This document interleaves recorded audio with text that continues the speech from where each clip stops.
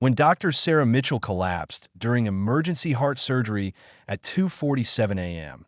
Everyone in operating room 3 followed protocol. Call for backup, wait for another surgeon, pray the patient survives. Frank Wilson did something different. The 62-year-old night janitor quietly set down his mop, walked into the OR, and said 2 words that changed everything. "I'll continue." Nobody knew that before Frank cleaned hospital floors, he'd save lives in places the Army refuses to acknowledge. Welcome to Unseen Heroes.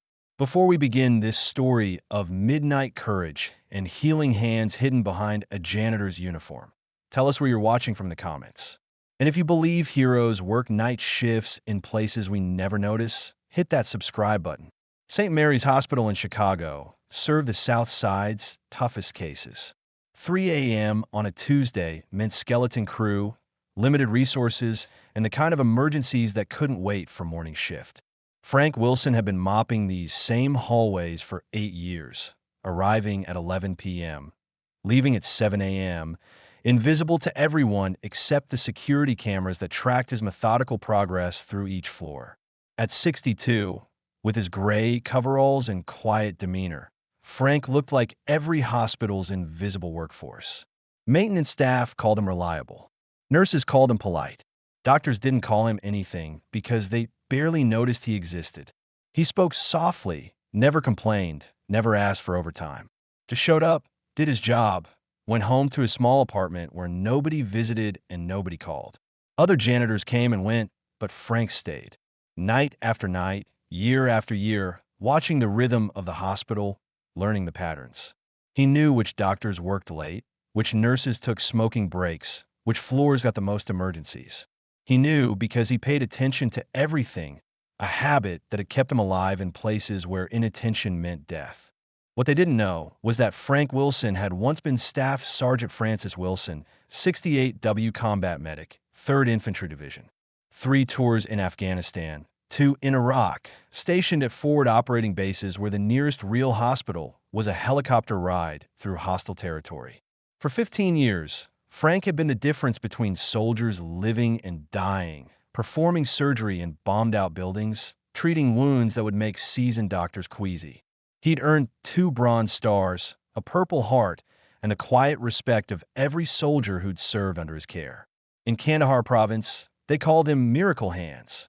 In Fallujah, insurgents had put a bounty on the medic who kept saving the soldiers they were trying to kill. Frank had operated under mortar fire, performed amputations by flashlight, and once spent 18 hours straight saving Marines after a roadside bomb decimated their convoy. But Frank never talked about those days. Not to the hospital staff, not to anyone. Because some memories were too heavy to share, and some skills were better left buried under floor wax and cleaning solutions. The nightmares had faded, mostly. The hypervigilance remained. The muscle memory of saving lives stayed sharp, even when hidden beneath rubber gloves and mop handles. Tuesday, October 15th, started like any other night. Frank clocked in at 11 p.m., collected his supplies from the maintenance closet, began his methodical rounds on the 3rd floor. The cardiac wing was quieter than usual, just the steady beep of monitors and the soft shuffle of nurses checking on patients. Room 302 had a new patient, a car accident victim brought in that afternoon. Room 305 held Mrs. Chun, recovering from bypass surgery. Room 308 was empty, waiting for the morning's scheduled procedures. By 2:30 a.m., Frank was mopping near or 3 when he heard voices escalating inside. Not the usual clinical conversation, but something urgent, strained. Through the small window in the operating room door, he could see Dr. Sarah Mitchell, the hospital's youngest cardiac surgeon, working on an emergency case.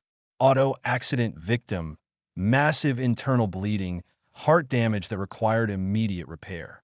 Frank had watched Dr. Mitchell work before, during his rounds past the OR windows. She was skilled, confident, the kind of surgeon who made difficult procedures look routine. But tonight something was wrong. Her movements seemed labored, uncertain. She kept pausing, pressing her hand to her chest. Then Frank saw her stagger. Dr. Mitchell clutched her chest, her face going pale. The monitors in the OR started screaming as her patient's vitals crashed. Nurse Jennifer Martinez froze at the instrument table, her hands shaking. Dr. Thompson, the anesthesiologist, looked up in panic from his machines. The patient, a 34-year-old father of two named James Rodriguez, was bleeding out on the table while his surgeon collapsed for what looked like a massive heart attack. Frank didn't hesitate. 8 years of invisible service ended in an instant. He set down his mop, walked to the OR door, and knocked firmly. When Nurse Martinez opened it, tears streaming down her face, panic in her eyes, Frank spoke in a voice none of them had ever heard before. "Step aside. I can help." "Sir, you can't be in here," Dr. Thompson started, but something in Frank's eyes stopped him. It was the same look Frank had worn in Kandahar when a suicide bomber had taken out half his medical tent, and he'd continued surgery while mortars fell around them. The look of a man who'd seen worse and lived to save others. "Jennifer, get me gloves," size large. "Thompson, keep that anesthesia steady. We're losing him." Frank's voice carried an authority that came from 15 years of battlefield command, of making life and death decisions when there was no time for doubt. Jennifer hesitated for only a second before moving to comply. Something about Frank's presence, his calm in the chaos, overrode her training about protocols and proper procedures. She'd seen enough emergencies to recognize competence when it appeared. Frank scrubbed in with military precision, each movement economical, practiced. The transformation was complete now. The invisible janitor was gone, replaced by Staff Sergeant Wilson, combat medic, the man who'd earned his reputation saving lives under impossible conditions. As he approached the operating table, muscle memory took over. This wasn't a Chicago hospital anymore. This was FOB Chapman, and a soldier's life hung in the balance.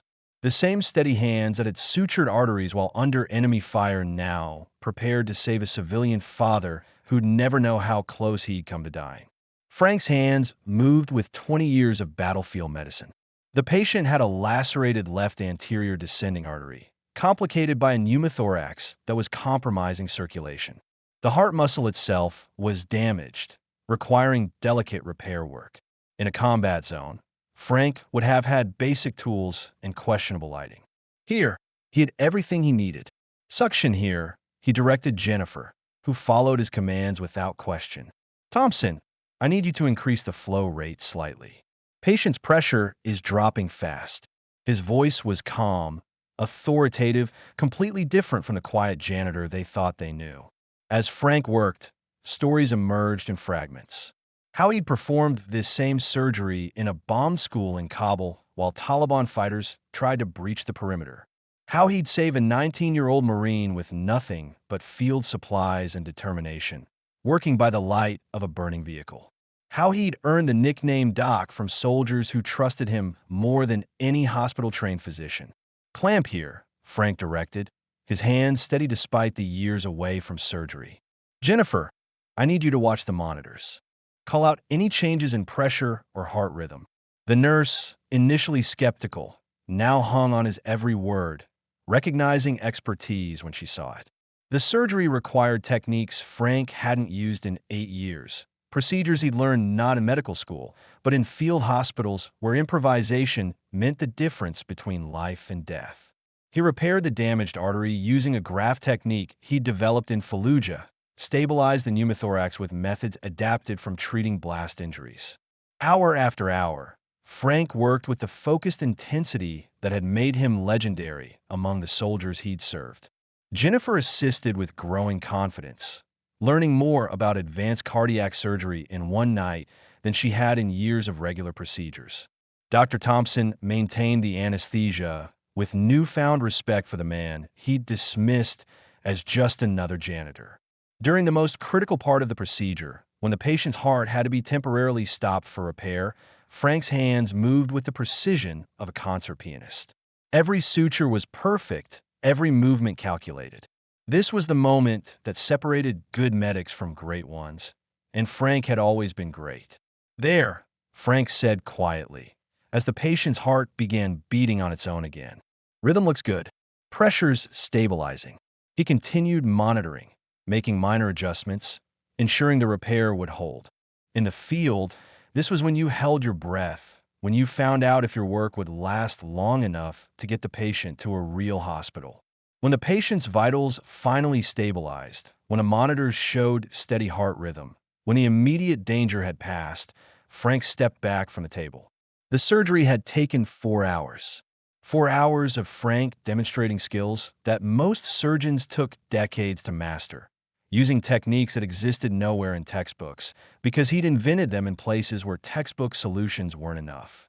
Dr. Thompson stared at him in amazement. Nurse Martinez looked like she'd witnessed a miracle. Dr. Mitchell, now conscious and stable in the recovery room, was wheeled past the OR and saw Frank cleaning his hands at the sink, already back in his gray coveralls. "Who are you?" Dr. Thompson asked quietly, the question all of them wanted answered.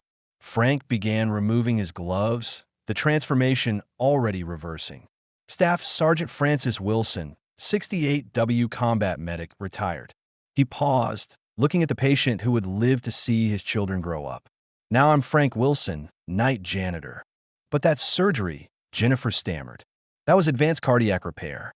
That was incredible. Where did you learn to do that?" "Forward Operating Base Chapman, Afghanistan. Field Hospital Bravo, Iraq. 20 other places you've never heard of." Frank's voice was quiet again, the authority fading as he returned to his familiar invisibility. Different setting, same principles. You do what needs doing with what you have available. Dr. Mitchell, despite her own recent medical crisis, struggled to process what she'd witnessed. "Frank, with your skills, you could be teaching, consulting, saving lives in the OR instead of." "Instead of what?" Frank asked gently. "Instead of making sure this place runs smoothly? Instead of being where I'm needed when I'm needed." He looked around the hospital, at the clean floors, the sanitized surfaces, the environment that allowed healing to happen. "This is important work too. Different kind of life-saving, maybe, but necessary." Word spread quickly through St. Mary's. The janitor who'd saved a life. The maintenance man who was really a war hero. Hospital administration wanted meetings, interviews, recognition. The local news caught wind of the story. Medical journals wanted to document his techniques. Frank declined it all.